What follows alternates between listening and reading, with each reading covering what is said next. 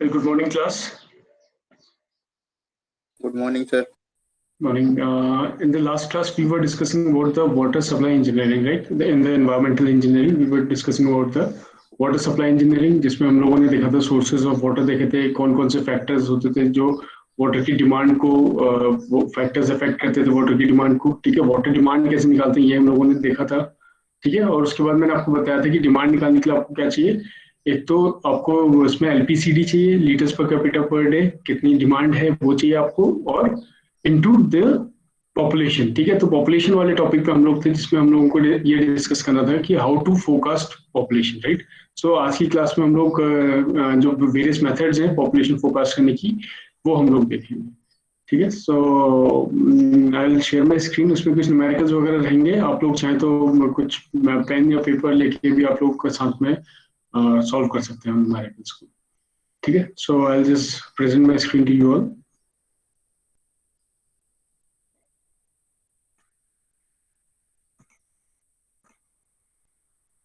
Okay, so is this visible? Water supply engineering.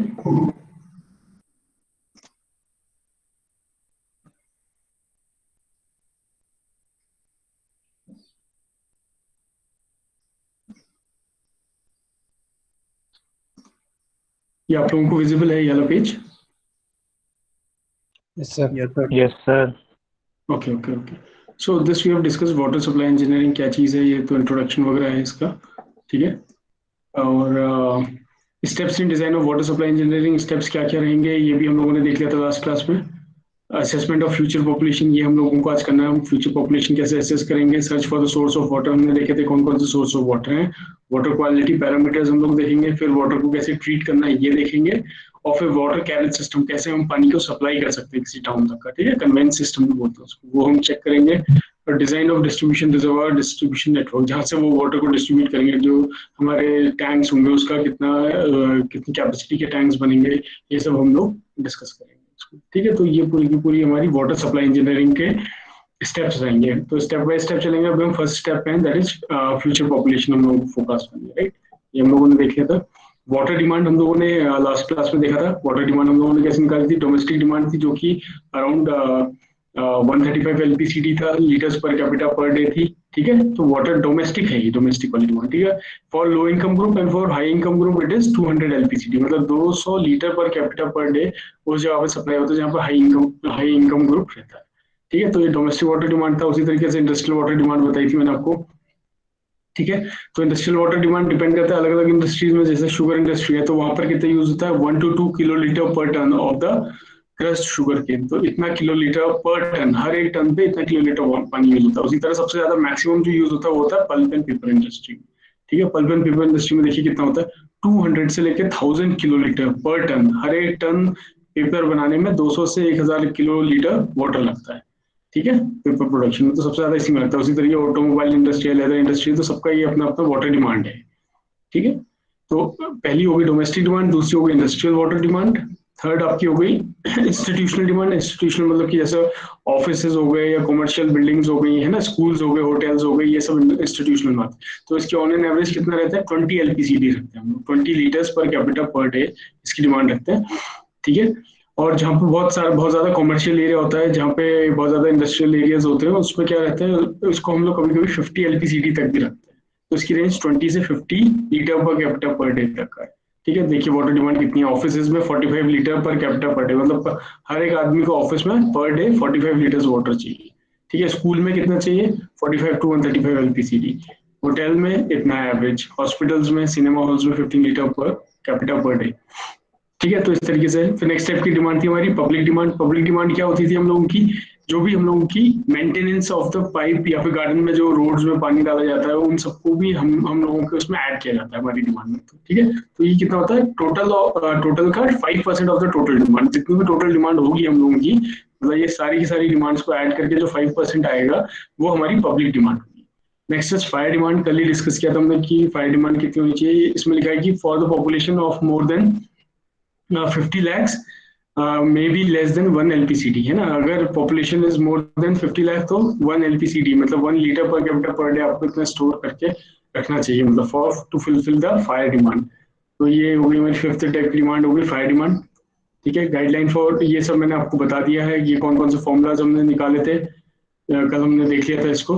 कुसलिंग्स formula, फ्रीमैन्स formula, ये कल मैंने आप लोगों को डिस्कस किया था हम लोगों ने इस पे। ठीक है। नेशनल बोर्ड फॉर्मूला, ये भी हम लोगों ने देखा था। और क्या था हमारा, बॉस्टन फॉर्मूला ये था। ठीक है। ये सब कुछ फायर डिमांड निकालने के लिए, फायर वाटर डिमांड है फॉर फायर।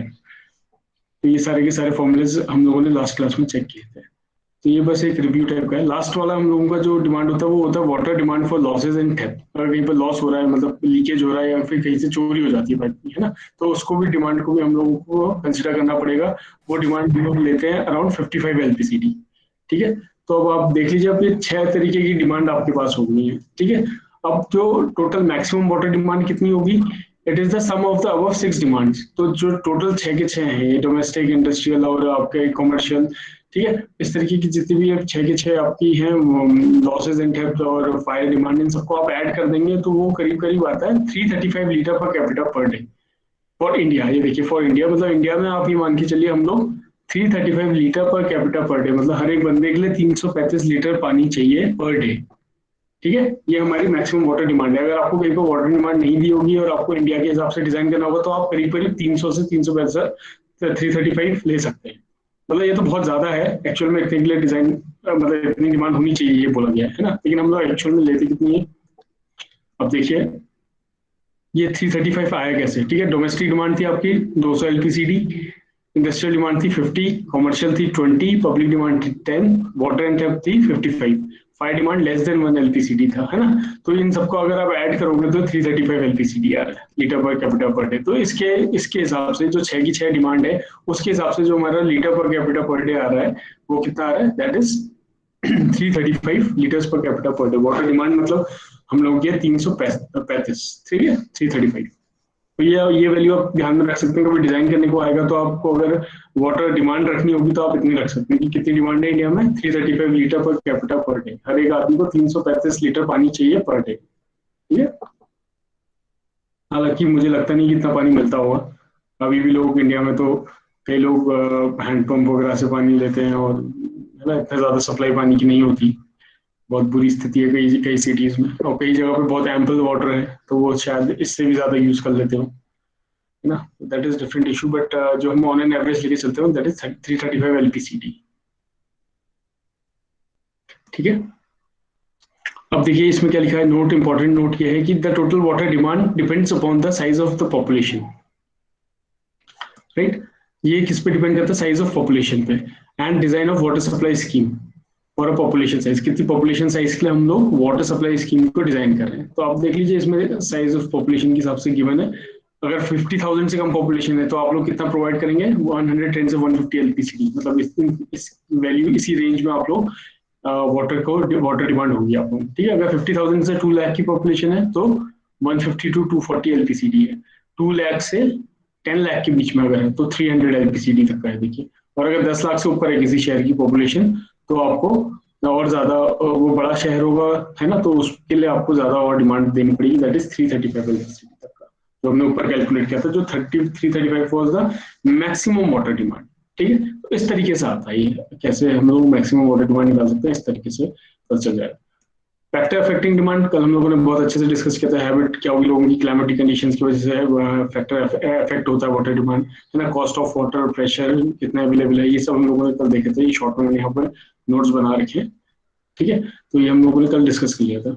उसी तरीके से वेरिएशन इन डिमांड, ये भी कल मैंने आपको बताया था कि मंथली कंजम्पशन जो होता है वो 1.28 टाइम्स एवरेज मंथली कंजम्पशन के होता है। ठीक है। ये सब आपके डिजाइन में काम आते हैं। तो मैक्सिमम डेली होता है 1.8 टाइम्स, मैक्सिमम आवर्ली होता है 2.7 times of the earlier consumption.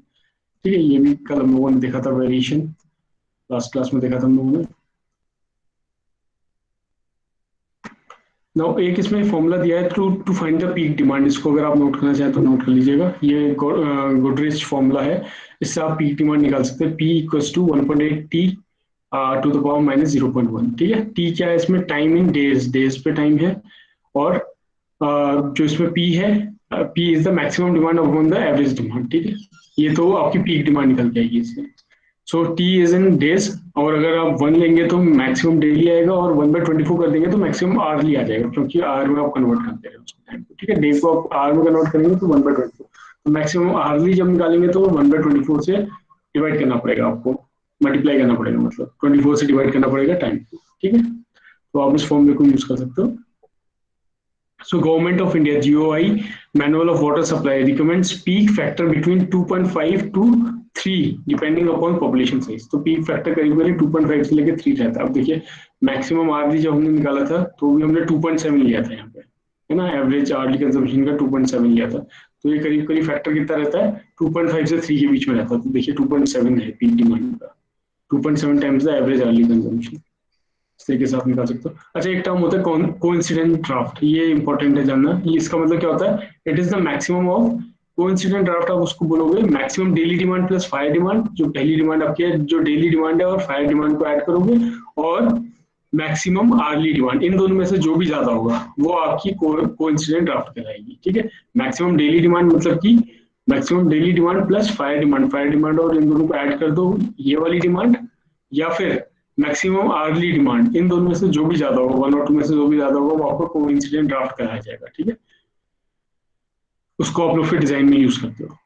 और नेक्स्ट हमने ये भी देखा था design period of water supply unit, कितने कितने, मैंने आपको बताया था डिजाइन पीरियड क्या होता था, कितने साल के लिए कितने ईयर्स के लिए हम लोग उसको डिजाइन करें। तो जैसे डैम्स एंड रिजर्वायर है, ठीक है, तो उसमें हम लोग कितने के लिए करते हैं, 50 ईयर्स के लिए डिजाइन करते हैं, डिजाइन पीरियड 50 ईयर्स के लिए। तो इसको हम किससे लेंगे, जब हम डिजाइन करेंगे तो एवरेज एनुअल डिमांड लेंगे, जो ऊपर हमने पढ़ा था एवरेज एनुअल डिमांड, ये एनुअली देखा जाएगा, ठीक है। अगर वेल और ट्यूबवेल का डिजाइन है, ये मतलब वाटर ट्रीटमेंट यूनिट जो है वो वेल एंड ट्यूबवेल है, तो वो डेली की बेसिस पे होगा, मैक्सिमम डेली डिमांड, और उसकी करीब करीब डिजाइन पीरियड होगा 30 से 50 साल। उसी तरीके से मेन सप्लाई पाइपलाइन वगैरह जो होती है हमारी वाटर मेन या फिर पाइपलाइन जो होती है वो कितना होता है, वो डेली देखा जाता है, ये भी डेली होता है, ये भी डेली होता है, मैक्सिमम डेली डिमांड, ये करीब करीब 30 ईयर्स का इसका डिजाइन पीरियड होता है, ठीक है। उसी तरीके से वाटर ट्रीटमेंट की यूनिट्स जो होती हैं, बहुत सारी यूनिट्स होती हैं वाटर ट्रीट करने के लिए, हम आगे जाके पढ़ेंगे, उनको करीब करीब 15 ईयर्स का उनका डिजाइन पीरियड होता है। उसी तरीके से आपका ओवरहेड टैंक और सर्विस रिजर्वायर जो होते हैं, जो टैंक्स होते हैं, वो 15 ईयर्स के लिए 16 ईयर्स के लिए आपका डिजाइन किए जाते हैं। और डिस्ट्रीब्यूशन नेटवर्क वो भी आर्ली डिमांड पे होते हैं या फिर पीक डिमांड पे बेसिस होते हैं, वो 30 ईयर्स के लिए आपके लिए होते हैं, ठीक है। डिस्ट्रीब्यूशन नेटवर्क होता है आपका, डिस्ट्रीब्यूशन मतलब कि जो पाइपलाइन पाइप नेटवर्क जो होगा हम लोगों का, वो 30 ईयर्स के लिए डिजाइन होता है। तो अब ये इतने साल के लिए आपका डिजाइन है, मान लीजिए आप डैम डिजाइन कर रहे हैं तो 50 साल के लिए कर रहे हैं, ठीक है। उसी तरह डिस्ट्रीब्यूशन नेटवर्क कर रहे हैं 30 साल के लिए, वाटर ट्रीटमेंट कर रहे हैं 15 साल के लिए, मेन सप्लाई पाइपलाइन आप डिजाइन कर रहे हैं कि 30 साल के लिए, है ना। तो आप ये 30 साल के इसका डिजाइन पीरियड है, मान लीजिए अभी ये 2021 है, 30 साल बाद, है ना, ये 2051 हो जाएगा 2051। तो 2051 आप 30 साल के लिए डिजाइन कर रहे हो, आज आप डिजाइन कर रहे हो 30 साल के लिए, तो आपको 2051 की पॉपुलेशन पता होगी तभी तो आप डिमांड निकाल पाओगे, है ना। तो आपको उसके लिए डिजाइन पीरियड पता होना जरूरी, कितने के लिए आप डिजाइन कर रहे हो, ठीक है। तो तब उस जगह पे आता है हमारा पॉपुलेशन फोरकास्टिंग मेथड, जो कि हम लोग लास्ट क्लास में डिस्कस कर रहे थे, है ना। तो यहाँ से आज मतलब बेसिकली देखा जाए तो नया टॉपिक यहाँ से शुरू हो रहा है, पॉपुलेशन फोरकास्टिंग मेथड से। अब देखिए पॉपुलेशन फोरकास्ट कैसे करना है, बहुत ही इंटरेस्टिंग टॉपिक है कि आज की जो पॉपुलेशन है उसके मुताबिक हम लोगों को फोरकास्ट करना है कि आने वाले 10 साल 20 साल या 3 डिकेड, मतलब डिकेड कितना होता है, एक 1 डिकेड इज 10 ईयर्स, राइट। सो कितने डिकेड्स बाद कितनी पॉपुलेशन होगी ये हम लोगों को पता लगना। तो एक ये ग्राफ यहाँ पर आप लोगों को दिया हुआ है, ठीक है, इसको बोलते हैं पॉपुलेशन ग्रोथ कर्व। तो ये कुछ इस तरीके का है, इसको एस कर्व भी बोलते हैं बिकॉज ये एस के शेप में होता है, देखिए। और ये बनता है आपका टाइम के बीच में और पॉपुलेशन के बीच में, जैसे जैसे टाइम बढ़ रहा है और जैसे जैसे पॉपुलेशन इंक्रीज होती जा रही है, ठीक है। सो लेट अस से P not is the population that is known, मतलब किसी जो सेंसस है वो आपको यहाँ से पता है पॉपुलेशन, मान लीजिए आपको 1980 से पता है आपको पॉपुलेशन, ठीक है। उसके बाद ये ग्राफ किस तरीके का पैटर्न शो करेगा, तो ये इसको आप एस कर्व या लॉजिस्टिक कर्व भी बोलते हैं या फिर पॉपुलेशन ग्रोथ कर्व भी बोलते हैं, कुछ भी बोल सकते हैं आप इसका। अब ये जो पैटर्न दिखा रहा है ना, इसमें एक स्लोप है, slope of curve dp by dt which shows the growth rate, ठीक है। dp by dt क्या है, मतलब पॉपुलेशन अपॉन टाइम, कितने टाइम में कितनी पॉपुलेशन कितने टाइम में बढ़ रही है, उसका एक स्लोप शो करता है। और पीएस जो है वो होता है सैचुरेशन पॉपुलेशन, मतलब इसके बाद वो शहर भर जाएगा, मतलब सैचुरेट हो जाएगा, उसके बाद उससे ज्यादा कैपेसिटी नहीं होगी, वो एक लेवल पे आके रुक जाएगी पॉपुलेशन, ठीक है।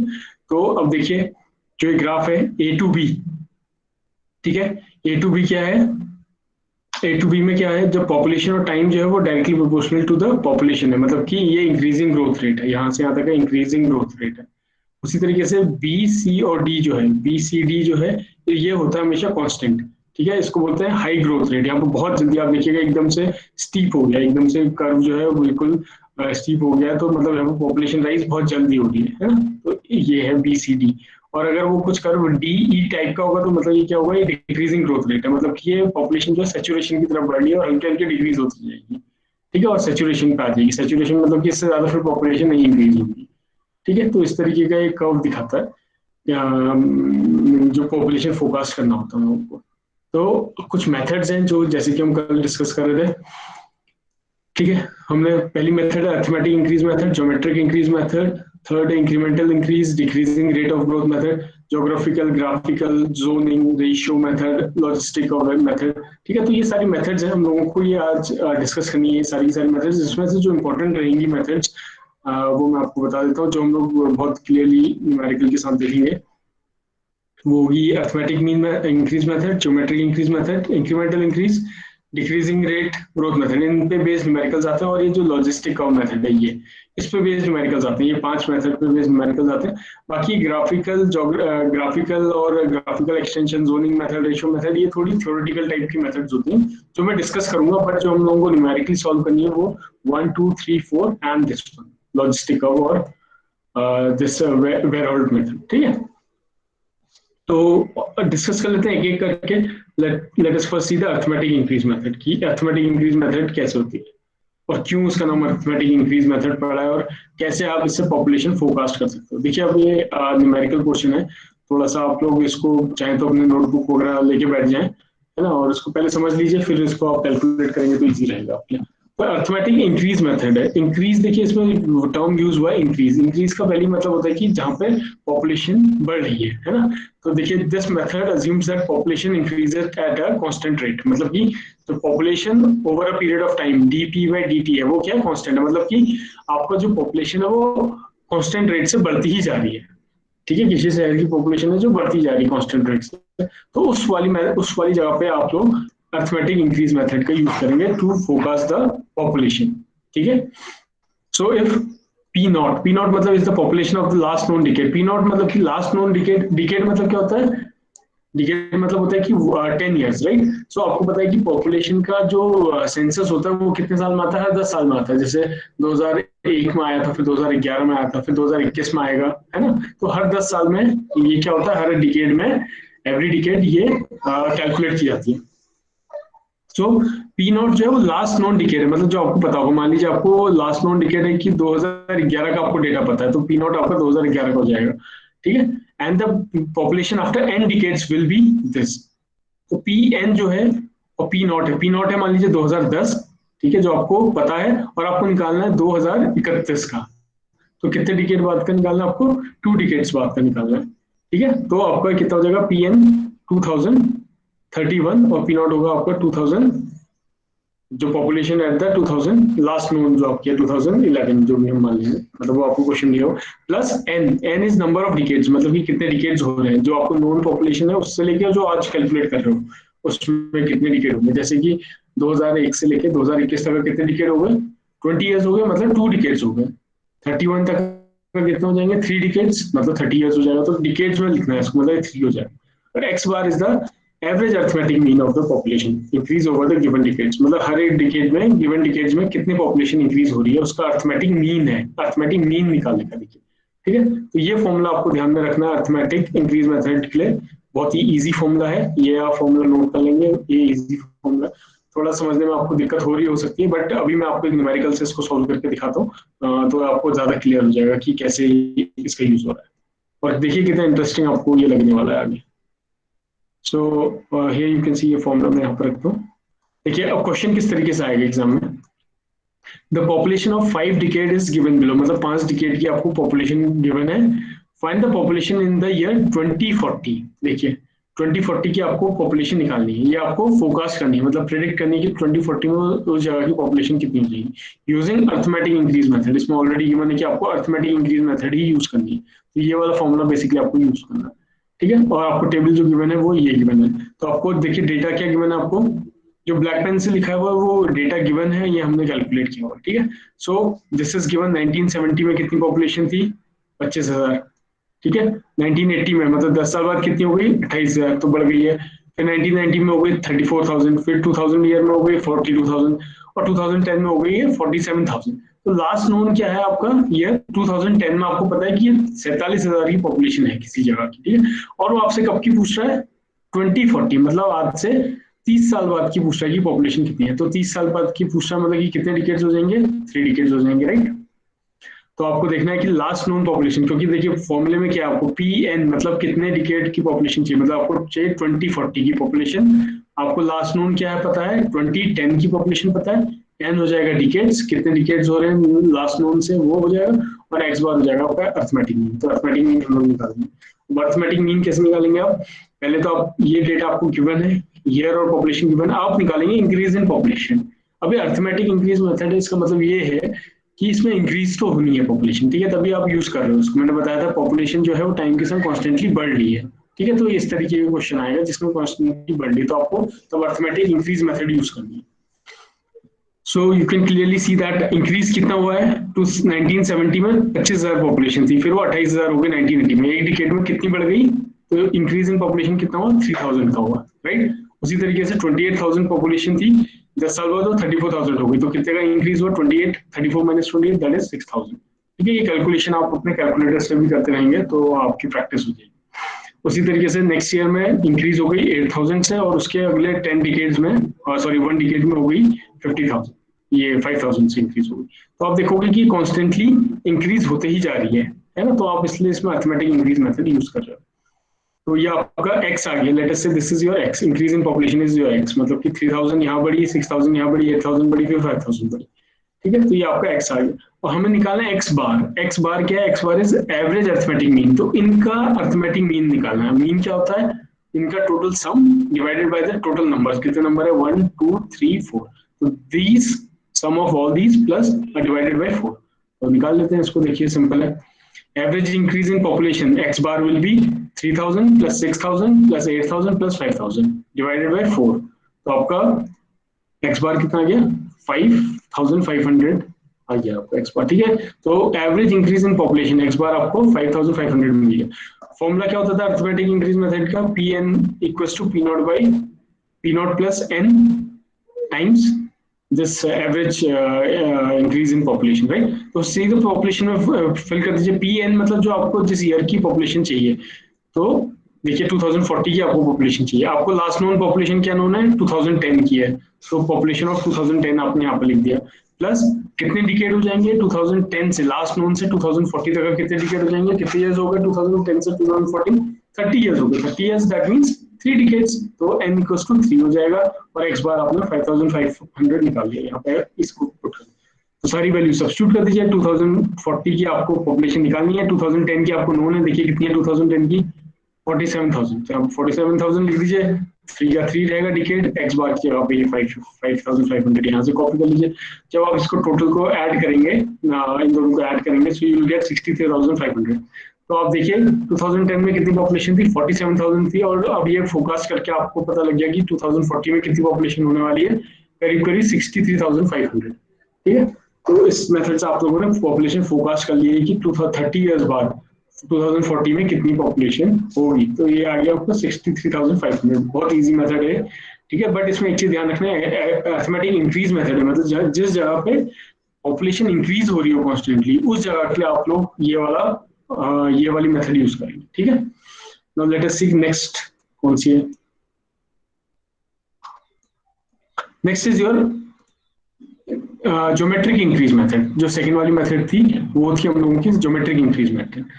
तो this method is also called compounding rate method. इसको कभी कभी कंपाउंडिंग रेट मेथड से या फिर यूनिफॉर्म इंक्रीज मेथड भी बोला जाता है, ठीक है। तो आप ध्यान रखेंगे ज्योमेट्रिक इंक्रीज मेथड। अब देखिए वो अर्थमेटिक इंक्रीज था, ये ज्योमेट्रिक इंक्रीज है, दोनों में इंक्रीज ही हो रही है पॉपुलेशन, ठीक है। लेकिन इसमें क्या, उसमें क्या होता है अर्थमेटिकली जितनी इंक्रीज हो रही है कांस्टेंट रेट से वो हम लोग निकालते थे, इसमें ज्योमेट्रिक रेट से हम लोग निकालते हैं। तो इसमें देखते हैं द मेथड पर डिकेड परसेंट ग्रोथ, पर हर डिकेड में कितनी परसेंट ग्रोथ हो रही है पॉपुलेशन की, वो हम लोग निकालते हैं। Is assume constant and compounding formula is used. तो कंपाउंडिंग फॉर्मूला यूज करेंगे इसके लिए, दैट इज पी एन, ये फॉर्मूला आपको ध्यान में रखना है, ये वाला P N equals to P naught 1 plus R upon 100 to the power N. अब देखिए सिंपल है, पी एन वो है जो पॉपुलेशन जिस ईयर की आपको निकालनी है, पी नॉट जो लास्ट नोन पॉपुलेशन है, 1 plus R, R is nothing but the average growth rate, कितने रेट से इंक्रीज हो रहा है, कितनी परसेंट से इंक्रीज हो रहा है, तभी डिवाइडेड बाय 100 लिखा हुआ है, ठीक है। तो कितने परसेंट से इंक्रीज हुआ है वो आपको निकालना है। एन हो गया आपका अगेन डिकेट्स, कितने डिकेट का है, तो सिंपल है। तो P not population of last known census पता है, पी एन आपको पता है, एन डिकेट के बाद कितनी पॉपुलेशन हो जाएगी जो हमें फाइंड आउट करनी है, आर हो जाएगा average growth rate in percent, ठीक है। तो ये कंपाउंडिंग हो रही है, ये भी कंपाउंड हो रहा है, मतलब ये भी इंक्रीज हो रही है मेथड, तो ठीक है, ज्योमेट्रिक इंक्रीज मेथड इसलिए इसका नाम। सो हम लोग बेसिकली कैसे निकालेंगे, आपको सब कुछ तो पता है, पी एन पता होगा, पी नॉट पता होगा, आपको एन डिकेट्स पता होगा, सिर्फ आर नहीं पता। आर निकालने का मेथड है बेसिकली, हम लोग आर निकालते हैं इससे, जो गवर्नमेंट ऑफ इंडिया का है वाटर सप्लाई मैनुअल, वो बोलता है कि आपको एवरेज ग्रोथ रेट निकालनी है, R equal to R one plus R two plus R three plus R N to the power 1/n, जितने डिकेट तक का है उसका जितना परसेंटेज इंक्रीज हो रहा है वो निकालना है। अभी आप थोड़ा कंफ्यूज हो रहे होंगे, अभी न्यूमेरिकल में मैं दिखाऊंगा तो आप लोग अच्छे से समझ जाएंगे, ठीक है। But since geometric average is always greater than the arithmetic average, तो ये ज्योमेट्रिक एवरेज है, हम लोग अर्थमेटिक एवरेज भी यूज करते हैं, तो अप्रोक्सीमेटली हम लोग कभी कभी इसको अर्थमेटिक एवरेज भी निकाल सकते हैं, मतलब कि आर वन जो परसेंटेज है, आर टू आर थ्री जो परसेंटेज है, उसका अर्थमेटिक एवरेज निकाल सकते हैं। तो बेसिकली हम लोग यही वाला यूज करते हैं, गवर्नमेंट ऑफ इंडिया का जो मैनुअल है, हम लोग ज्योमेट्रिक एवरेज निकालते हैं। सो इसका भी न्यूमेरिकल देखते हैं, इस फॉर्मूले पे बेस्ड रहेगा जो, ठीक है, इस फॉर्मूले को यूज करते हुए। तो मैं क्या कर रहा हूँ आपको कि इसमें ये वो सेम न्यूमेरिकल है जो हमने लास्ट वाला न्यूमेरिकल किया था अर्थमेटिक से, ठीक है। सेम डेटा देखिए, 5 डिकेड का है टाउन का, यूजिंग ज्योमेट्रिक इंक्रीज मेथड से आपको निकालना है for population of the year 2040, और डेटा सेम है, 1970 की पॉपुलेशन वही है, टू ये वही है, सब कुछ 2010 की 4700, ठीक है। तो मैं आपको ये सेम क्वेश्चन इसलिए कर रहा हूँ दूसरी मेथड से, ताकि आपको डिफरेंस पता चले कि पॉपुलेशन फोरकास्ट करने में क्या डिफरेंस, कितना डिफरेंस आ रहा है बेसिकली, ठीक है।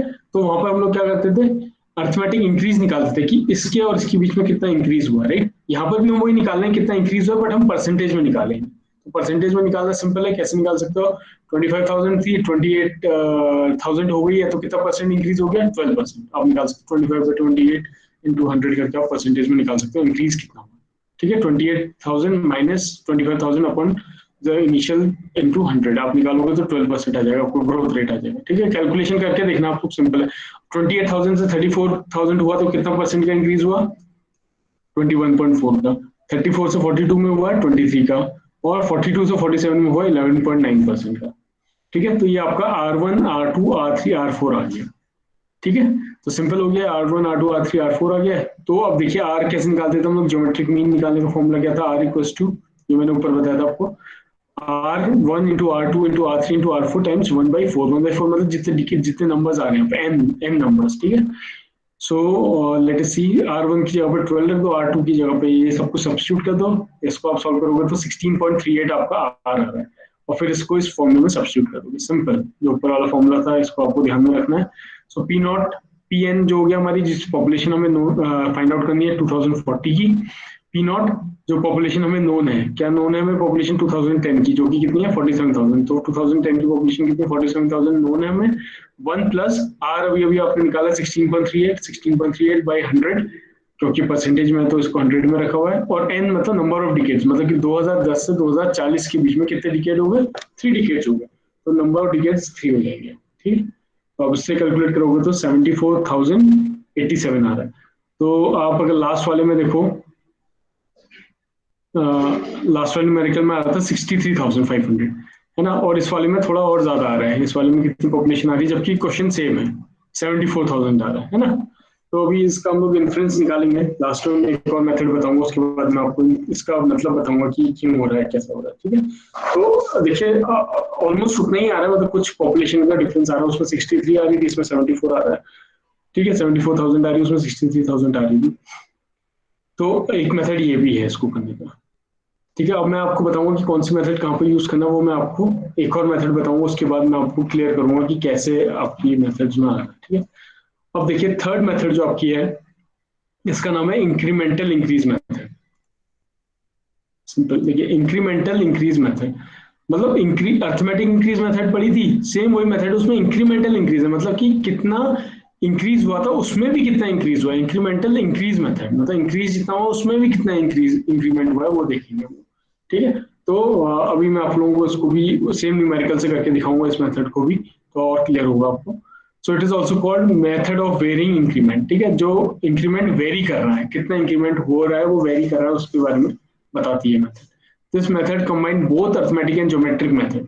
देखिए ये जो हमने दो मेथड पढ़ी है ना ऊपर, अर्थमेटिक मेथड इंक्रीज मेथड और ज्योमेट्रिक इंक्रीज मेथड, उन दोनों के कुछ कुछ बीच की मेथड है, ठीक है, उन दोनों को कंबाइन करके बनाई गई है मेथड, ताकि एक का रिजल्ट बहुत कम आ रहा था, एक का रिजल्ट ज्यादा आ रहा था, देखा था आपने डेटा। तो इस वाली मेथड को अगर आप यूज करेंगे तो कुछ इन दोनों के बीच बीच का डेटा आपको मिलेगा, ठीक है, incremental increase method. This method is used when growth is not constant, मतलब कि आपका ग्रोथ जो है वो कांस्टेंट नहीं है, ग्रोथ तो हो रही है बट वो कांस्टेंट नहीं है, मतलब कि कुछ टाइम पहले बहुत ज्यादा ग्रोथ हुई थी, फिर उसके बाद कम हो गई और कम हो गई, फिर बढ़ गई एकदम से, तो ये कांस्टेंट नहीं है, तो तब आप इंक्रीमेंटल इंक्रीज मेथड को यूज कर सकते हो। मतलब कहीं कहीं पर नेगेटिव ग्रोथ भी हुई है, ऐसी जगहों पे आप लोग इंक्रीमेंटल इंक्रीज मेथड कर सकते हो, ठीक है। मतलब इसको अगर मैं सिंपल तरीके से बताऊं तो 1000 की पॉपुलेशन थी, ठीक है, अगले साल वो हो गई, अगले डिकेड में वो हो गई 2000, ठीक है, तो कितने से बढ़ी वो, 1000 की पॉपुलेशन से बढ़ी, अगले बार वो बढ़ी 500 की वजह से, तो 2500 हो गई, लेकिन अगले उसके नेक्स्ट टाइम में वो और डिक्रीज हो गई, वो सिर्फ नेक्स्ट डिकेड में 100 लोग और बढ़े, तो 2600 ही बढ़े, तो क्या हो रहा है, वेरी हो रहा है, कॉन्स्टेंट नहीं है, कभी एक बार बहुत ज्यादा बढ़ जा रहा है, कभी बहुत कम बढ़ रहा है, इस तरीके से वेरी कर रहा है, तो उस समय हम लोग इंक्रीमेंटल इंक्रीज मेथड का यूज करेंगे। सो इसका फॉर्मूला है P N equals to P not N X bar plus N N minus one by two Y bar. अब ये एक्स बार और वाई बार क्या है, पी एन तो आपको पता है, पी नॉट भी आपको पता है लास्ट नॉन डिकेट का, एन आपको पता है नंबर ऑफ डिकेट्स पता है, एक्स बार और वाई बार ये चीज क्या है। So X bar is average increase in population, ठीक है, कितना average increase in population of the known decades, कितना एवरेज इंक्रीज हुआ है वो एक्स बार रखेंगे आप लोग, जैसे हम लोग पहले निकाल लेते हैं अर्थमेटिक इंक्रीज में एक्स बार, ये सेम वही है, and Y bar is average of incremental increase of the known decades, और ये एक्स बार में भी कितना इंक्रीज हुआ है वो आपका वाई बार है। तो अभी थोड़ा कंफ्यूजन हो रहा होगा, मैं समझ रहा हूँ, बट एक न्यूमेरिकल देखेंगे तो आपको समझ में आता है। और यहाँ पर ये सेम चीज है, ये सेम चीज आपका geometric increase method gives high results. देखिए ये नोट जो मैंने आपको बता चुका ऑलरेडी, वही चीज लिखी हुई है, जो ज्योमेट्रिक इंक्रीज मेथड थी वो बहुत हाई रिजल्ट देती थी, है ना, suitable for cities growing with faster rate, जो सिटीज जैसे कि दिल्ली वगैरह हैं जिनमें की बहुत फास्टर रेट से आपकी पॉपुलेशन बढ़ रही है, तो उस जगह पे आप ज्योमेट्रिक इंक्रीज मेथड को यूज करोगे फोरकास्ट करने के लिए, ठीक है, जैसे कि नई सिटीज हैं उन जगहों पे जहाँ पर बहुत रैपिडली आपको पता है कि ये नई सिटी डेवलप हो रही है, तो यहाँ पर ज्यादा से ज्यादा पॉपुलेशन बढ़ेगी, ठीक है, तो जैसे आप देहरादून ले सकते हैं या फिर आप कोई ऐसा शहर ले सकते हैं जो कि बहुत रैपिडली पॉपुलेशन से बढ़ रहा है, क्योंकि वो न्यू सिटी है तो लोग ज्यादा से ज्यादा आ रहे हैं उस जगह पे, तो आप वहाँ पर कौन सी मेथड लगाओगे, ज्योमेट्रिक इंक्रीज मेथड, और अर्थमेटिक इंक्रीज मेथड आप लगाओगे gives a low result which is suitable for cities growth with slow rate। अब वो ऐसी सिटीज जिनमें स्लो रेट से ग्रोथ हो रही है, मतलब जैसे कि बहुत पुरानी सिटीज हैं जैसे लखनऊ हो गई और दिल्ली वगैरह हो गई, है ना, ये जो ऐसी सिटीज है जिनमें ग्रोथ रेट अब बहुत ज्यादा नहीं हो रहा है, मतलब बहुत ज्यादा पॉपुलेशन इंक्रीज नहीं हो रही है जिसमें, है ना, तो वो उसके लिए आप लोग अर्थमेटिक इंक्रीज मेथड यूज करोगे क्योंकि ये थोड़ा लो रिजल्ट दिखाता है, ठीक है। लेकिन जो ये वाली मेथड है incremental increase method, incremental increase method gives moderate results, ये बीच बीच का रिजल्ट देता है जैसे मैंने आपको बताया, which can be use for new and old cities both, ठीक है, तो ये वाला जो मेथड है आपको न्यू एंड ओल्ड सिटीज दोनों के लिए ही आप यूज कर सकते हो उसको। हाँ, तो ये वाली मेथड जो इंक्रीमेंटल इंक्रीज मेथड है, ये आप दोनों ही सिटीज, चाहे वो पुरानी सिटीज हो नई सिटीज हो, क्योंकि ये बिल्कुल मॉडरेट रिजल्ट देता है, बीच बीच का रिजल्ट देता है, ठीक है। अब न्यूमेरिकल इसका एक बार चेक कर लेते हैं, सेम वही न्यूमेरिकल रखेंगे जो हम लोगों ने इससे पहले दो मेथड में डिस्कस किया था, ताकि हम कंपेयर कर पाए तीनों मेथड्स को, राइट। सो सेम न्यूमेरिकल है, 2040 की पॉपुलेशन निकालनी है यूजिंग इंक्रीमेंटल इंक्रीज मेथड, ठीक है, पहले आपने निकाला था अर्थमेटिक इंक्रीज मेथड से, फिर ज्योमेट्रिक इंक्रीज मेथड से, और अब इंक्रीमेंटल इंक्रीज मेथड से। तो सेम चीज है, डेटा गिवन है आपको 1970 में इतनी थी, 1980 में इतनी थी, 2010 में 47,000 थी, तो लास्ट पॉपुलेशन आपको पता थी वो इतनी। अब इंक्रीज इन पॉपुलेशन कितना हुआ है देखिए, 25,000 से 28,000, 3,000 हुआ है, फिर 6,000, ये अर्थमेटिक इंक्रीज की तरह ही है सेम, 3,000, 6,000, 8,500, ठीक है। तो एक्स बार कैसे निकालेंगे, एवरेज कैसे निकालेंगे इसका, 3,000 प्लस 6,000 प्लस 8,000 प्लस 5,000 अपॉन 4, 1 2 3 4 है तो डिवाइडेड 4, तो आगे 5,500, ये देखिए सेम आ रहा है जो पहले वाले में आया था अर्थमेटिक इंक्रीज में। अब वाई बार क्या होता है, इंक्रीमेंटल इंक्रीज, मतलब जो इंक्रीज हुई है पॉपुलेशन उसमें कितना इंक्रीमेंटल हो रहा है, है, ठीक है। तो y हो जाएगा, देखिए 3000 से 6000 में कितना इंक्रीज हुआ, 3000 का। 6000 से 8000 हो गई पॉपुलेशन, तो कितना इंक्रीज हुआ, 2000 का। 8000 से 5000 हो गई, तो कितना हुआ, देखिए यहाँ पर डिक्रीज हो गई, -3000 का हो गया, है ना। 8000 थी, नेक्स्ट डिकेड में कितनी से बढ़ा है, 5000 से बढ़ा, तो कितना हो गया, -3000 हो गया। 5000 माइनस 8000 विल बी -3000।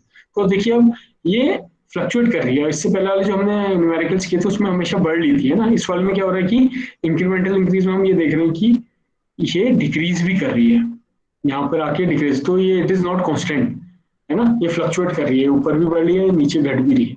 तो आप वाई बार यहाँ से निकालोगे, वाई बार क्या हो जाएगा, 3000 प्लस 2000 माइनस 3000 डिवाइडेड बाय 3, तो 3000 plus 2000 minus 3000 divided by 3, that will be 667। तो आपका एक्स बार आ गया, वाई बार आ गया, फॉर्मूले में पुट कर दो, सेम ऊपर जो फॉर्मूला गिवन है।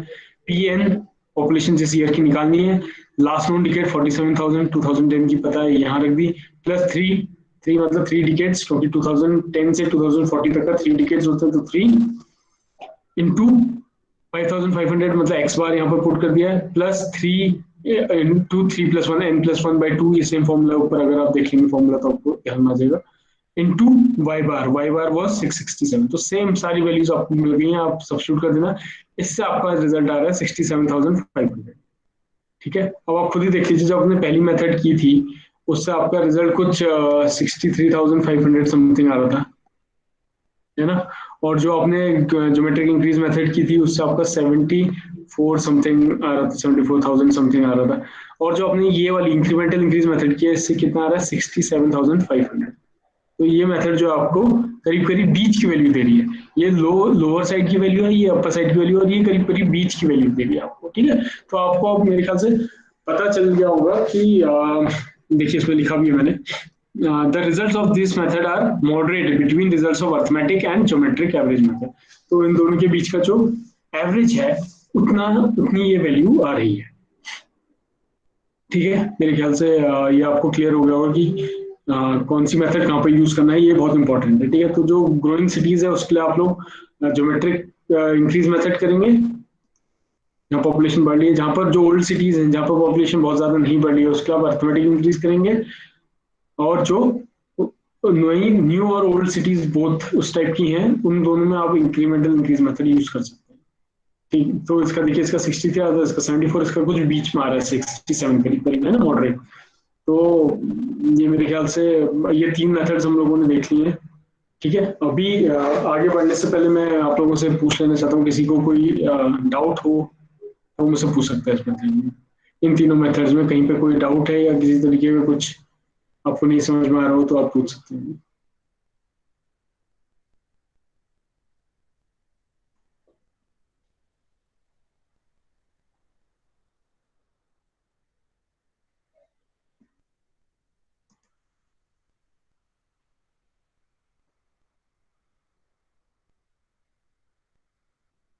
किसी को कोई डाउट है, ठीक है। आप लोग एक बार इसको प्रैक्टिस कर सकते हैं, है ना, उसके बाद आपको मे बी बेटर इसको समझ में आ जाएगा। एक बार आप प्रैक्टिस करेंगे, बुक से भी आप लोग प्रैक्टिस करेंगे, बाकी कुछ कोर्स मटेरियल मैं भी आपको दूंगा, आप लोग उससे भी प्रैक्टिस कीजिएगा, तो आपको क्लियर हो जाएंगे। मतलब नहीं होगा तो आप लोग मुझसे दोबारा पूछ सकते हैं, ठीक है। तो ये तो 3 तरीके की मेथड्स होगी जो मैंने आपको बताई। Fourth method was the decreasing growth rate method.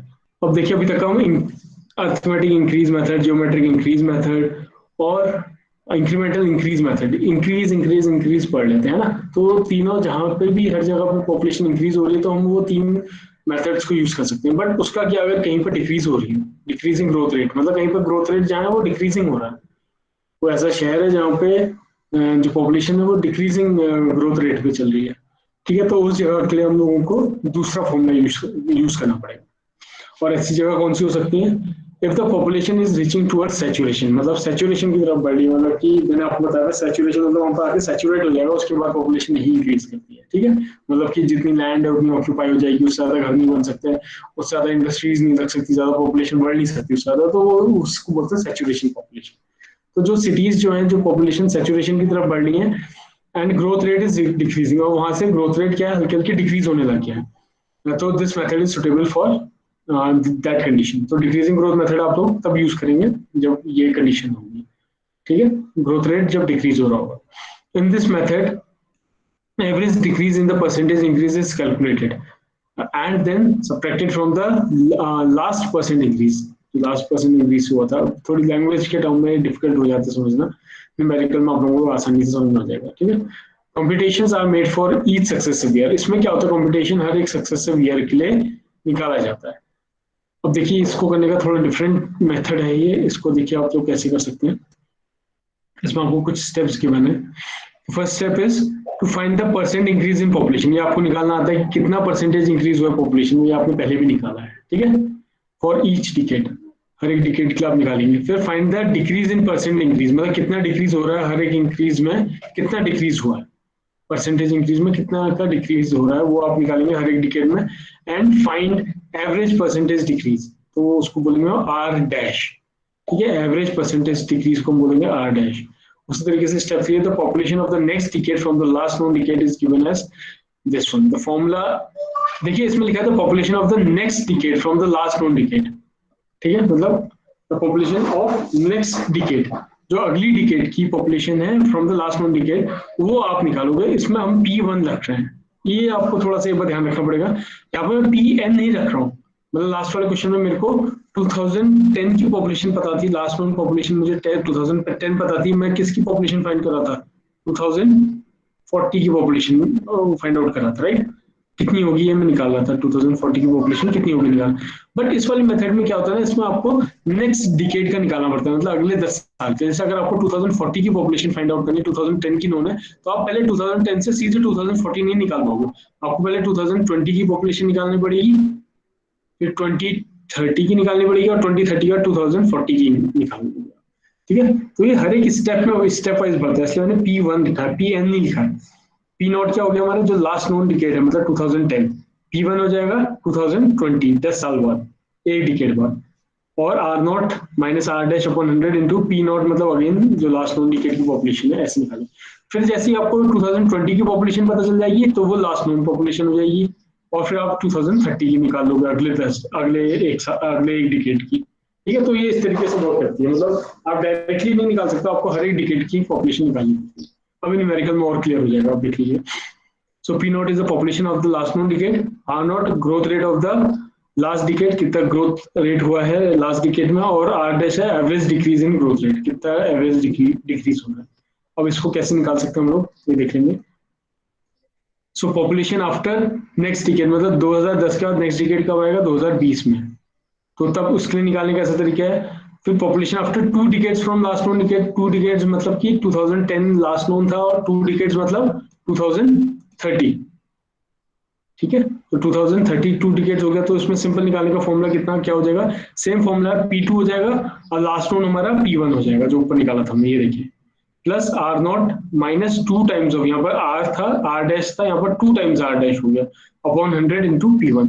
उसी तरीके से मैं आपसे सिंपल पूछता हूँ, अगर आपको मैं इसके भी अगले, मान लीजिए 2010 से हमने निकाला था, यहाँ पर 2010 था, तो हमने निकाली 2020 की, ठीक है। अब यहाँ पर हो गया 2020, हमने निकाली 2030 की। अब मैं आपसे पूछता हूँ 2040 की कैसे निकालोगे, तो 2040 की निकालने के लिए सिंपल क्या फॉर्मूला आप लगा सकते हो, P3 इक्वल्स टू, अब लास्ट नोन हो जाएगी P2,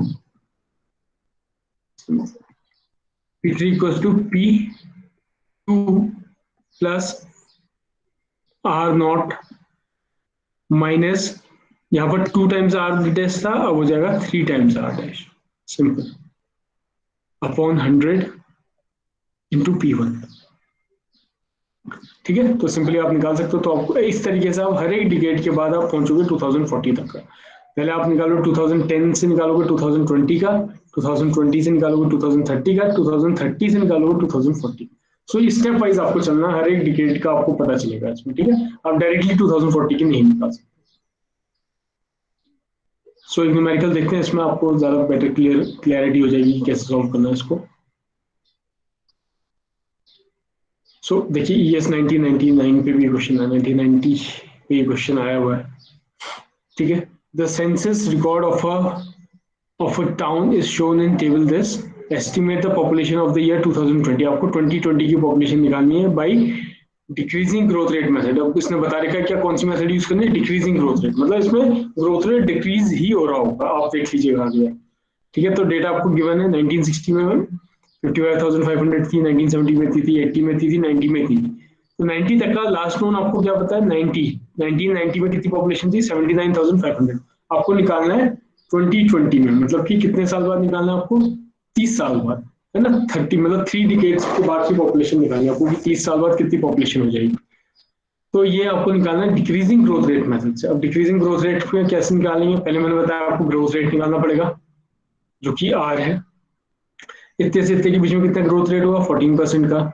इसके और इसके बीच में कितने का ग्रोथ हुआ, 11% का। और इसके और इसके बीच में कितने का ग्रोथ हुआ, 11.5 का। ठीक है, तो ये तो आपका आ गया परसेंट ऑफ ग्रोथ रेट, मतलब आर जो आ गया आपका। ठीक है, तो डिक्रीजिंग परसेंट ग्रोथ रेट अब कितना डिक्रीज हो रहा है, देखिए पहले 14% था, अभी 11 रह गया, तो कितने परसेंट का डिक्रीज हो गया, 2.8 का। वैसे 11.9 था, 11.5 का हो गया, तो कितने का डिक्रीज हो गया, 0.43 का। तो ये डिक्रीजिंग ग्रोथ रेट मेथड, मतलब जो ग्रोथ रेट है, ग्रोथ तो हो रही है पॉपुलेशन में, लेकिन जो रेट है वो डिक्रीज कर रहा है ना। यहाँ पे देखिए आप डिक्रीज कर रहा है रेट, ये देखिए कॉन्स्टेंटली डिक्रीज हो रहा है। पहले 14% के हिसाब से बढ़ा था, फिर 11 के हिसाब से बढ़ा, फिर 11.5 के हिसाब से बढ़ा, तो और कम हो गया। हो सकता है अगले साल 10 के हिसाब से हो। ठीक है, तो ये उस जगह पे रखना है आपको जहाँ पे जो ग्रोथ रेट का परसेंटेज है वो गिर रहा हो, जैसे इसमें गिर रहा है 14, 11, 11.5, ये सब गिर रहे हैं। तो डिक्रीज इन ग्रोथ रेट ये आ गया। ठीक है, सो आर नॉट क्या होता है, आर नॉट मैंने बताया था जो लास्ट नोन ग्रोथ रेट होता है। तो लास्ट नोन कितना है हमारा, 11.5। तो आर नॉट तो 11.50 आ गया, ये हमारा फिक्स रहेगा आर नॉट। ठीक है, आर डैश, अब आर डैश कैसे निकालते थे, जो यहाँ पर था आर डैश, ये आर डैश निकालने का फॉर्मूला है average decrease in growth rate. कितना एवरेज डिक्रीज हुआ, तो एवरेज डिक्रीज कितना हुआ है, ये डिक्रीज है 2.8 एंड 0.43, इसका एवरेज निकाल लो, 2.83 प्लस 0.43 डिवाइडेड बाय 2। अगर ये और भी नीचे डेटा होते तो उनका भी एवरेज निकाल लेते हैं। फॉर लेटर से 2.8 है, 0.43 है, 0.23 होता है, 0. डिवाइडेड बाय 4, 5 हो जाता है, जितने भी नंबर्स होते तो उसका एवरेज निकालें। सो आर डैश इज कमिंग 1.635। ठीक है, अब देखिए इसमें इंटरेस्टिंग चीज क्या है, मैंने आपको बताया था लास्ट नोन आपको क्या है, 1919 नोन है, 1990 आपको नोन है। आप 1919 के 90 के अगले डिकेड का निकाल पाओगे। अगला डिकेड मतलब कि 2000, सीधे आप 2020 नहीं निकाल सकते, 1990 का 10 साल के बाद वाला आप निकालोगे 2000, वन डिकेड। तो उसका फॉर्मूला हो जाएगा this plus last known plus 11.50 मतलब आर नॉट ये वाला, और माइनस आर डैश 1.635 ये आ गया, divided by 100 into the last known population 1990। ठीक है, लास्ट नोन पॉपुलेशन हो गई इतनी, तो आप सबको सब्स्टिट्यूट कर लो। 1990 की पॉपुलेशन कितनी है, 79,500, ये रख दिया। ये तो सेम है, आप इसको कैलकुलेट कर लोगे, पी 1990 79,500 यहाँ पर पुट कर दिया, तो आपकी आ गई 8734.675। अब देखिए जो पॉपुलेशन 2020 की आई वो कितनी है, 87,342.675 है। इसको आप इग्नोर कर सकते हैं क्योंकि ऑफ कोर्स पॉपुलेशन पॉइंट में तो हो नहीं सकती, आधा आधा या डेढ़ तो 100 तो पैदा होगा नहीं, है ना। तो ये कुछ आप इसको जैसे 42 है तो 43 ले सकते हैं आप इसको, है ना, 87343 ले सकते हैं इसको वैल्यू। सो अब आपको 2000 की पता चल गई पॉपुलेशन, है ना। अब नेक्स्ट डिकेड क्या होगा, 2010। तो अब लास्ट में पॉपुलेशन क्या होगी, 2000 की, और निकालेंगे किसकी हम, 2010 की निकालेंगे। तो सेम हो जाएगा, आर तो सेम रहेगा 11.5, और ये जो हो जाएगा ये 2 टाइम्स ऑफ आर डैश हो जाएगा, तो 2 into R dash, 2 into 1.635 upon 100 into last known हो जाएगी 87। तो इससे आ गया पॉपुलेशन ऑफ 2010 94,531। अब ये 2010 की आपको पता चल गई, तो लास्ट नोन ये हो गया। अब आपको 2020 की पता चलेगी, लास्ट नोन 94,531 लास्ट, और हम निकालेंगे अगले डिकेड का मतलब 2020 का। तो इस तरीके से हम लोग पहुंच गए 2020 तक का जो हमें फाइंड आउट करना था। ठीक है, तो हर एक डिकेड के हिसाब से उसमें निकालनी पड़ेगी आपको पॉपुलेशन। अब क्या हो रहा है, आर तो उतना ही रहेगा, R naught 11.5 into R dash हो जाएगा 3 टाइम्स, क्योंकि ये 3 डिकेड होगा, यहाँ पर 1 था, यहाँ पर 2 से मल्टीप्लाई किया और यहाँ पर 3 से मल्टीप्लाई किया, क्योंकि 3 डिकेड होगा, into 100 divided by last known population 94531। So this is giving us about 100,765। ठीक है, तो 1 लाख के अराउंड ये पॉपुलेशन आ गई। तो 2020 में हमारी पॉपुलेशन कितनी हो गई है, 1 लाख हो गई। ठीक है, तो इस ये मेथड जो है ये आपको decreasing population, decreasing growth rate method है। तो जहां पर ग्रोथ रेट डिक्रीज हो रहा है वहां पर आप लोग इस मेथड को यूज कर सकते हैं। ठीक है, तो इस क्वेश्चन, ऐसे क्वेश्चन को और प्रैक्टिस कीजिएगा आप, डिक्रीजिंग ग्रोथ रेट मेथड की प्रैक्टिस कीजिएगा। तो ये बहुत इजी मेथड्स हैं कैलकुलेशन, और ये बस the important thing is to remember the formula. इसमें आपको सारी मेथड्स के फॉर्मूले याद जरूर करने पड़ेंगे। ठीक है, तो ये 4 मेथड्स हैं जिस पे बेस्ड न्यूमेरिकल्स आते हैं। एग्जाम्स में आते हैं, गेट वगैरह में भी काफी सारे न्यूमेरिकल्स आते हैं इस पे बेस्ड। ईएस में भी आ चुके हैं, देखिए 1990 के क्वेश्चन है, मैंने आपको पहले बता दिया ईएस में आया हुआ है। तो ऐसे क्वेश्चंस आते हैं ईएस एग्जाम में, गेट में, यूट्यूब में तो आएगा ही आएगा, कंफर्म है ये, इस तरीके के न्यूमेरिकल्स आएंगे आपके। पॉपुलेशन फोरकास्टिंग पर न्यूमेरिकल्स आना कंफर्म है, तो आप इसको तो बहुत अच्छे से कीजिएगा। तो ये तो 4 मेथड्स हो गई। फिफ्थ मेथड मैंने बताई थी आपको, जो ये सारी मेथड फिर आपकी मतलब आपको कैलकुलेट नहीं करना, बेसिकली ये थ्योरेटिकल टाइप ऑफ मेथड्स हैं, तो मैं आपको बता देता हूँ कि कैसे वर्क करता है इसमें, ठीक है। बट जो मेन कंसंट्रेशन रहेगा आपकी वो ये स्टार्टिंग की 4 मेथड पे रहेगा, ठीक है। बट फॉर योर इन्फॉर्मेशन मैं आप लोगों को ये मेथड्स भी बता देता हूँ, क्योंकि कभी पूछा जा सकता है। देखिए नेक्स्ट मेथड है आपकी ग्राफिकल एक्सटेंशन मेथड। नाम से पता चल रहा है कि इसमें ग्राफिकल एक्सटेंशन करना है, ग्राफ को एक्सटेंड करना है, ठीक है। तो सिंपल इसको आप किस तरीके से कर सकते हैं कि जो पॉपुलेशन और टाइम के बीच में ग्राफ है, देखिए 1970, 80, 90, 2000, 2010, 2030 के बीच में ये जो ईयर्स बढ़ रहे हैं हर एक डिकेड में, और जो पॉपुलेशन बढ़ रही है उसका जो ग्राफ है वो कुछ इस तरीके का पैटर्न शो करेगा, एस कर्व जैसे मैंने बताया था, है ना। तो आपको मान लीजिए यहाँ तक का आपको लास्ट राउंड पता है आपको, और आपको 2030 का निकालना है, तो आप क्या करते हैं, एक्सपर्ट इसको क्या करते हैं, इसको इस ग्राफ को थोड़ा एक्सटेंड कर देते हैं आगे की तरफ, ठीक है। जिस रेट से बढ़ रहा होता है उसी तरीके से इसको एक्सटेंड कर देते हैं, तो उनको ये थोड़ा एक एवरेज वैल्यू मिल जाती है कि 2030 में इतनी पॉपुलेशन हो जाएगी, ग्राफ से वो रीड आउट कर लेते हैं, ठीक है। तो इसका नाम है ग्राफिकल एक्सटेंशन। बट ये ऐसे ही एक्सटेंड नहीं करोगे आप, इसमें एक्सपर्ट की जरूरत पड़ती है। एक्सपर्ट इसमें देखते हैं कि कितना स्मूथली हम इसको एक्सटेंड कर सकते हैं, ठीक है। तो ये इस तरीके से आप लोग डायरेक्टली इसको पता कर सकते हो कि 2030 में कितनी पॉपुलेशन होगी। तो आपको ये कुछ इसके लिए बैक डेटा पता होना जरूरी है कुछ सालों का, कि किस पैटर्न में बढ़ रहा है, उसी तरीके से आप उसका ग्राफ इंक्रीज कर देते हैं अपनी तरफ। और मान लीजिए 2040 में निकालना होगा, तो मैं इस ग्राफ को थोड़ा सा ऐसे कर दूंगा और यहाँ पर 2040 की पॉपुलेशन निकाल दूंगा, यहाँ पर 2040 की पॉपुलेशन आ जाएगी, ये जो होगा यहाँ पर, ठीक है। तो इस तरीके से ग्राफिकल एक्सटेंशन मेथड कहलाया जाता है इसको।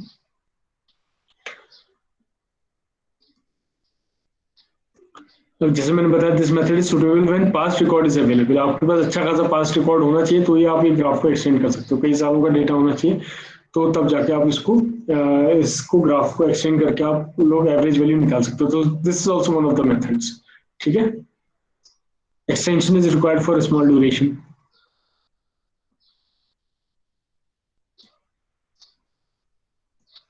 नेक्स्ट मेथड है आपकी graphical compression method, sorry graphical comparison method. Comparison method, आप देखिए नाम बता रहा है कि इसमें आपको कंपेयर करना है। तो इस मेथड में भी क्या होता है, ये आपका टाइम है, ये आपको पॉपुलेशन है, ठीक है। आप क्या करते हो, उसमें सिटीज को देखते हो, है ना। आप इनमें वो सिटीज देखते हो जिसमें सिमिलर पैटर्न दिख रहा होता है, ठीक है। मान लो कि आप दिल्ली की पॉपुलेशन आपको पता है, और मुंबई का आपको पता है, हैदराबाद की आपको पॉपुलेशन पता है, और आपको पता है कि जो लखनऊ है वो भी इन्हीं सिटीज की तरह डेवलप हो रहा है, ठीक है। तो आप क्या करोगे, उसका भी ग्राफ आप उस तरीके से प्लॉट करोगे जैसे कि दिल्ली, मुंबई और हैदराबाद वगैरह सिटीज का एक टाइम पे रहा था। तो उसका आप क्या करते हो, उसको कंपेयर करके इस ग्राफ को बना लेते हो, ठीक है। सो इसमें भी काफी अवेलेबल डेटा चाहिए होता है। फ्रॉम अवेलेबल डेटा आपको मान लीजिए इस तरीके का ग्राफ है, दिल्ली है, मुंबई है, वाराणसी, हैदराबाद, ये कई सिटीज का है। तो आपको पता है कि ये जो लखनऊ आपको पड़ेगा, वाराणसी और मुंबई के कुछ कुछ टाइप का पैटर्न दिखाएगा, मतलब इसके बीच का पैटर्न दिखाएगा। तो आप इसके बीच में ग्राफ प्लॉट कर सकते हो, जो कि आपका लखनऊ का ग्राफ होगा, ठीक है। तो ये भी मतलब एक्सपर्ट के थ्रू किया जाता है। एक्सपर्ट इसको एनालाइज करते हैं और फिर उसकी पॉपुलेशन फोरकास्ट करते हैं कि कितना होने वाला है, ठीक है। क्योंकि उन्होंने पैटर्न देखा होता है कि दिल्ली में भी कई साल पहले ऐसे ही बढ़ा था, मुंबई में ऐसे बढ़ा था, तो जो लखनऊ है वो भी इस तरीके से इंक्रीज कर रहा है, तो लखनऊ भी कुछ टाइम बाद जाके ऐसा ही ग्राफ प्रोड्यूस करेगा, तो इतनी ही पॉपुलेशन हम एक्सपेक्ट कर सकते हैं। तो इस तरीके से फोरकास्ट करते हैं। अगेन ये फिर थ्योरेटिकल मेथड है, ठीक है। देखो इसमें लिखा है रिक्वायर्ड पॉपुलेशन ऑफ लखनऊ और ईयर 2040, लखनऊ की 2040 की आपको पॉपुलेशन निकालनी है, ठीक है। और जो ग्रोथ रेट है लखनऊ का वो 2010 से 40 तक का, which is average of the growth rate of Delhi and Mumbai. जो मुंबई में 1940 से 1970 की तरह था, और जो मुंबई में 1930 से 1960 की तरह था, वैसे ही कुछ कुछ आपको ग्रोथ रेट दिखाई दे रहा है 2000 से 2040 के बीच। तो आप इसलिए इसको दिल्ली और मुंबई के एवरेज ग्रोथ की तरह निकाल सकते हो, तो वो लखनऊ का निकला है, ठीक है। तो ये क्या है, कंपैरिजन मेथड, इसमें आप कंपेयर करके चल रहे हो बेसिकली। ठीक है, तो ये जो 4 सिटीज हैं आपने उनके अलग अलग ईयर्स का देखा कि किसकी तरह पैटर्न हो रहा है और उसकी तरह आपने ग्राफ प्लॉट कर दिया उसको कंपेयर करके। ठीक है, एक मेथड आपकी है फिर master plan method. Master plan method है ये उसी जगह पे हो सकती है जो कि जहाँ पर जो सिटीज बहुत ही प्लान तरीके से बन रही हो, जैसे कि चंडीगढ़ है आपका। ठीक है, चंडीगढ़ ग्रिड पैटर्न पे बना हुआ है पूरा का पूरा, तो प्लान सिटी है, मतलब कि उसको पहले प्लान किया गया उसके बाद वो सिटी डेवलप की गई। ऐसा नहीं कि वो डेवलप होते रही सिटी, ऐसा नहीं। उसको पहले प्लानिंग कर ली गई थी कि इतने सेक्टर्स बनेंगे, ये बनेगा, यहाँ पर इतने घर होंगे, यहाँ पर रोड नेटवर्क बनेगा, तो वो मास्टर प्लान बन गया था उसका। ठीक है, उस जगह पे इसको यूज किया जाता है, उस ऐसी जगहों के लिए यूज होता है। ठीक है, जहाँ पर कि डिपार्टमेंट के कंट्रोल में हो ये सारी चीजें, मतलब ऐसा नहीं कि किसी का भी मकान कहीं पे बन रहा है, ऐसा अलाउड नहीं होता वहाँ पे, है ना। वहाँ पे अथॉरिटीज के पास ही होता है कि वो कहाँ पर क्या मकान बनेगा, उनको पहले से मास्टर प्लान डिजाइन रहता है। ठीक है, which are propose in the master plan. अब इसको कैसे निकाल सकते हैं, मान लीजिए आपने एक फ्लैट बनाया है। ठीक है, आपको पता है कि उसमें दो लोग रहेंगे। ठीक है, तो अगर आपको पता है कि एक कॉलोनी में इतने लोग रह रहे हैं और अगली कॉलोनी भी उतनी की है, उतनी ही लोगों की है, तो आप उसके लिए पॉपुलेशन निकाल सकते हो। ठीक है, जैसे मान लो let N is the number of flat. Number of flat आपको पता है, मान लीजिए 10 फ्लैट हैं आपके। ठीक है, will be constructed in next 2 decade, तो 10 फ्लैट आपके बनने वाले हैं 2 डिकेड में, मतलब 20 साल में वो बनेंगे। तो हर एक फ्लैट में 4 लोग रहेंगे, तो 10 फ्लैट में कितने लोग हो जाएंगे, 40 लोग हो जाएंगे, है ना। तो 40 × 4 × 10 मतलब 40 लोग हो जाएंगे, मतलब कि 20 साल में वो पॉपुलेशन बढ़ के 40 ही हो जाएगी। तो उस तरीके से जहाँ पर जो सिटीज में प्लान होता है कि इतने घर बनेंगे, इतने डेवलपमेंट होना है, उसके हिसाब से पॉपुलेशन कितनी बढ़ेगी, वो मास्टर प्लान मेथड कराई जाती है। अगेन आपको ये मतलब ये न्यूमेरिकली नहीं करना होता, इसको आप लोग जो मास्टर प्लान वाली सिटीज, जो नई सिटीज बन रही है उसमें ही अप्लाई कर सकते हो, उसमें और जगह पे मेथड अप्लाई नहीं होगी। ठीक है, नेक्स्ट इज योर रेशियो और अप्रोक्सीमेट अप्रोक्सीमेशन मेथड है, ये कुछ मैंने गलत लिख दिया यहाँ पे। तो रेशियो मेथड है। अब रेशियो मेथड नाम से पता चला कि आप इसमें रेशियो रखते हो। रेशियो कैसे निकाला जाता है, this method population of any town is express as percentage of population of the whole country. ठीक है, मतलब मान लीजिए टिहरी है, टिहरी की कोई पॉपुलेशन है और अपने देश की कुछ पॉपुलेशन, राइट। तो जो जो अपने देश की पॉपुलेशन है, ठीक है, 130 करोड़, तो उसके परसेंटेज कितना होगा। हमारी मान लीजिए 1 करोड़ पॉपुलेशन है, तो उसका कितना परसेंटेज होगा। ठीक है, दिल्ली का अलग परसेंटेज होगा, और हर एक चीज का रेशियो होगा, हर एक सिटी का अपना रेशियो होगा, by taking the average growth rate of the country. तो कंट्री का जो एवरेज ग्रोथ रेट है उसके हिसाब से हम लोग उतना परसेंटेज इंक्रीज मान सकते हैं। मतलब जैसे कंट्री की पॉपुलेशन 1 करोड़ थी, फॉर इंस्टेंस मान लीजिए कंट्री की पॉपुलेशन थी आपकी 100 करोड़। ठीक है, अब वो 100 करोड़ से 110 करोड़ होगी, मतलब 10 करोड़ की पॉपुलेशन बढ़ गई है। तो आप ये मान के चलो कि उसी रेशियो से आपकी जगह की पॉपुलेशन भी उसी रेशियो के एवरेज से बढ़ रही है। ठीक है, तो ये भी एक कंप्यूटेशन मेथड है, आप इसको कंप्यूट कर सकते हैं इस तरीके से। तो रेशियो के हिसाब से आप लोग निकाल सकते हो कि 2030 तक का ये पॉपुलेशन हो जाएगी हमारी, 2040 तक का ये पॉपुलेशन हो जाएगी। ठीक है, इसी में अब जो आज के टॉपिक का लास्ट मेथड रहेगी वो है लॉजिस्टिक का मेथड। ठीक है, ये मेथड बहुत इंपॉर्टेंट हो जाती है बिकॉज इस पे बेस्ड न्यूमेरिकल आता है। ठीक है, और ये कुछ नहीं है, इस मेथड में आपको सिर्फ और सिर्फ फॉर्मूलेज रखने हैं, आपको डायरेक्टली ये मेथड सॉल्व हो जाएगी। ठीक है, तो आप देख लीजिए इस मेथड में क्या है। लॉजिस्टिक का मेथड जो एस का मेथड में बताया था वही सेम चीज है। पी नॉट आपका population of the beginning of the census, P not is the population at the beginning of the census, मतलब जहां से आपको पॉपुलेशन पता हो वो चीज है आपकी पी नॉट। ठीक है, मान लीजिए 2010 से आपको पता है पॉपुलेशन, या 1980 से पता है, वो ये स्टार्टिंग होगा P not. P1 is the population after T1 years, मतलब T1 मतलब इतने सालों बाद कितनी पॉपुलेशन हो रही है, T2 मतलब इतने साल बाद कितनी पॉपुलेशन हो रही है, T3 मतलब इतने टाइम बाद कितनी पॉपुलेशन हो जा रही है। ठीक है, ये इंक्रीज हो रही है, तो ये सब कुछ आपको पता होगा। और लास्ट में आपका आएगा पीएस वो पॉपुलेशन है सैचुरेशन पॉपुलेशन, जहाँ के बाद आपकी पॉपुलेशन इंक्रीज नहीं होगी, यहाँ से कांस्टेंट हो जाएगी पॉपुलेशन या फिर डिक्रीज होने लगेगी, तो ये सैचुरेशन पॉपुलेशन कहलाई जाती है। तो उस चीज को आप लोग निकालते हो लॉजिस्टिक का मेथड से। ठीक है, अब इसमें देखिए फॉर्मूले मैंने जैसे बताया आपको, फॉर्मूले ध्यान में रखने हैं। तो 3 फॉर्मूले हैं इसमें, बेसिकली 4 फॉर्मूले हैं। पहला फॉर्मूला है पी इक्वल टू, मतलब जो पॉपुलेशन आपको निकालनी है, equal to P S, saturation population पता होनी चाहिए, 1 plus M times log E to the power -1 N times T. ठीक है, ये लॉजिस्टिक कर्व इक्वेशन कहलाया जाता है। ये बहुत पूछा जाता है कि लॉजिस्टिक कर्व इक्वेशन से आप लोग निकालिए।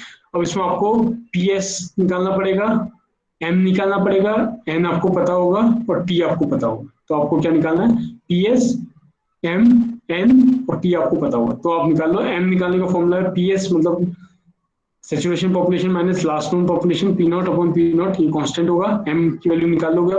एन निकालने का फॉर्मूला है 1/T1, T1 मतलब कि जो T1 टाइम ईयर्स के बाद में आएगा, log E P not P S minus P one minus P S minus P not. ठीक है, ये फॉर्मूला आपको ध्यान में रखना पड़ेगा, मतलब इसका कोई एक्सप्लेनेशन, मतलब इसका डेरिवेशन मेरे पास नहीं है।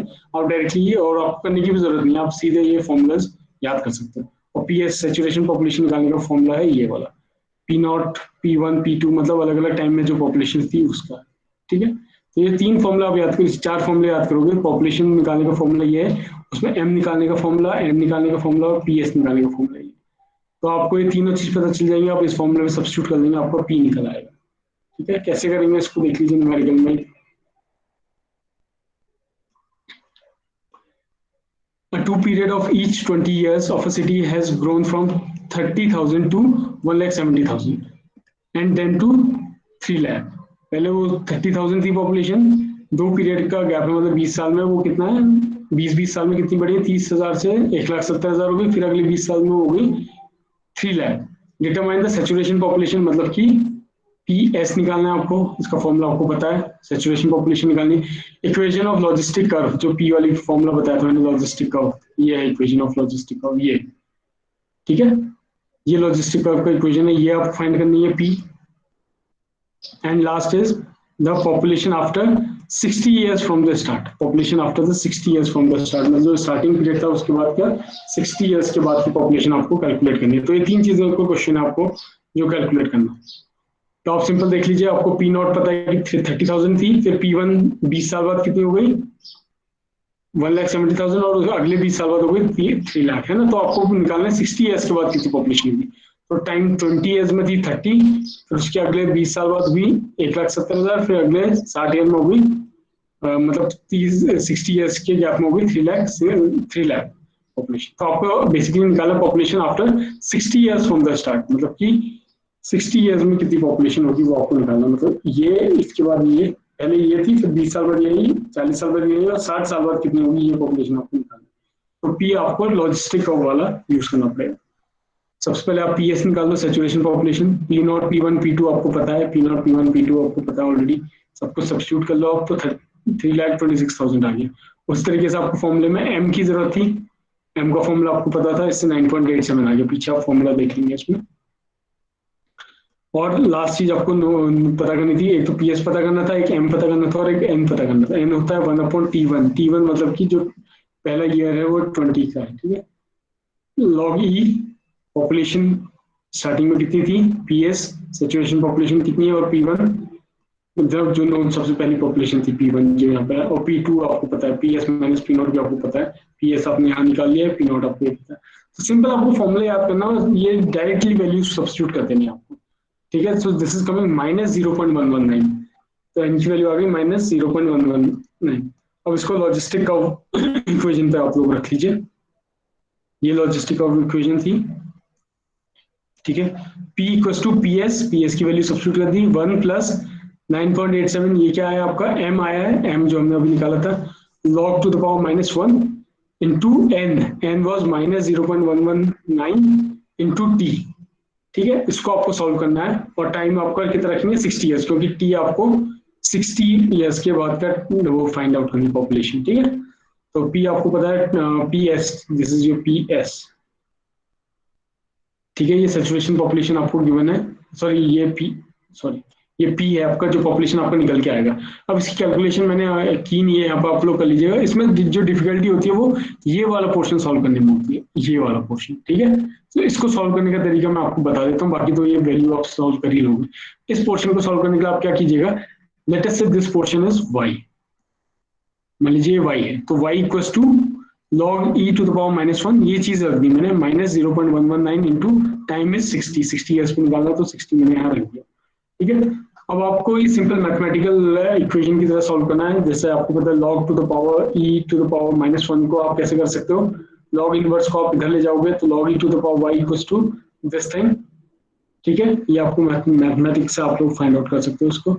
एंड log e को आप लोग log टू द बेस 10 में चेंज करते हो तो कितने से मल्टीप्लाई करते हो, 2.3 से मल्टीप्लाई करते हो, ठीक है, याद होगा आप लोगों को, मैथमेटिक्स में पढ़ा होगा, 2.3 times of log to the base 10 into y equals to this value, इसको मल्टीप्लाई कर लो 7.14 आ जाएगा।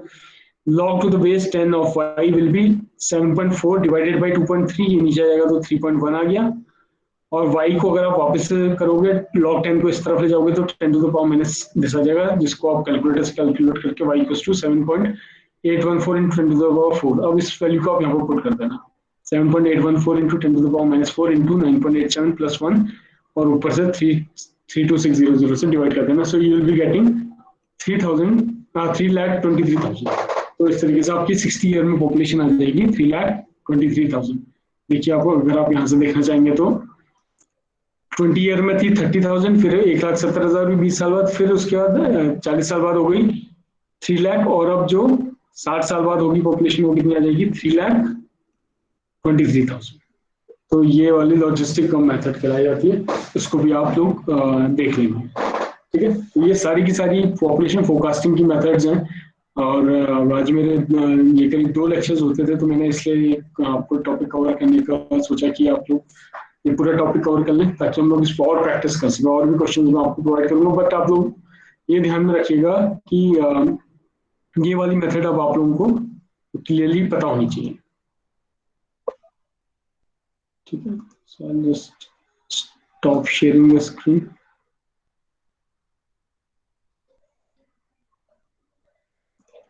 ओके, सो जो भी आज हमने मेथड्स पढ़ी ये क्या थी, सारी की सारी पॉपुलेशन फोरकास्टिंग की मेथड्स थी, कैसे कैसे पॉपुलेशन फोरकास्ट कर सकते हैं। मैंने आपको बताया जो पहले की 4 मेथड्स हैं वो इंपॉर्टेंट हैं, किस लिए, वो न्यूमेरिकली सॉल्व करने के लिए आपको आएंगी। बाकी की जो लास्ट में 4 मेथड्स हमने बाकी पढ़ी वो थोड़ी थ्योरेटिकल टाइप थी, आप लोग बुक से उसको और कवर कर सकते हैं। मैंने बताया कि वो एग्जाम में पूछा जा सकता है, बट वो थ्योरेटिकल तरीके से आएगा, वो न्यूमेरिकल बेस्ड नहीं होगा। और लास्ट वाली जो मेथड है लॉजिस्टिक मेथड, इस पे न्यूमेरिकल जरूर आ जाता है, कई बार इस पे न्यूमेरिकल आया भी है। तो आप लोग क्या करेंगे कि इस मेथड को भी आप लोग लॉजिस्टिक मेथड को देख लेंगे। मैंने आपको बुक बताई है, अगर आपको ज्यादा से ज्यादा प्रैक्टिस करनी है तो आप एसके गर्ग वॉल्यूम 1 जो है उससे कर सकते हो, वरना आपको नेट में भी काफी क्वेश्चंस वगैरह ऐसे अवेलेबल हो जाएंगे, तो आप उससे भी प्रैक्टिस कर सकते हो पॉपुलेशन फोरकास्टिंग, ठीक है, अगर एट द मोमेंट आपके पास बुक नहीं है तो।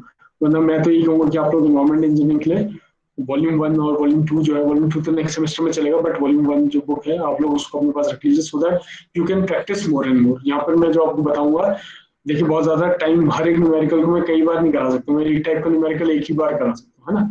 तो because of the time constants तो मेरे को सिलेबस भी कराना होता है, तो इस तरीके से रहेगा। बाकी आपको प्रैक्टिस खुद से करनी पड़ेगी, उसके लिए आप लोग रेफरेंस बुक्स रखिएगा। कुछ मैं आपकी गूगल क्लासरूम में भी आपको नोट्स प्रोवाइड कर दूंगा, जिसको आप लोग देख के भी सॉल्व कर सकते हैं, ठीक है, क्वेश्चन। बट ये सॉल्व करने की प्रैक्टिस जरूर कीजिएगा कैलकुलेटर्स में, क्योंकि ये क्वेश्चन आते ही आते हैं, डेफिनेटली आएंगे पॉपुलेशन फोरकास्टिंग, ठीक है। तो आज के लिए इतने ही रखते हैं। आई थिंक काफी लेंथी क्लास हो गई, ऑफकोर्स दो लेक्चर्स थे साथ में, तो थोड़ा लेंथी था, ठीक।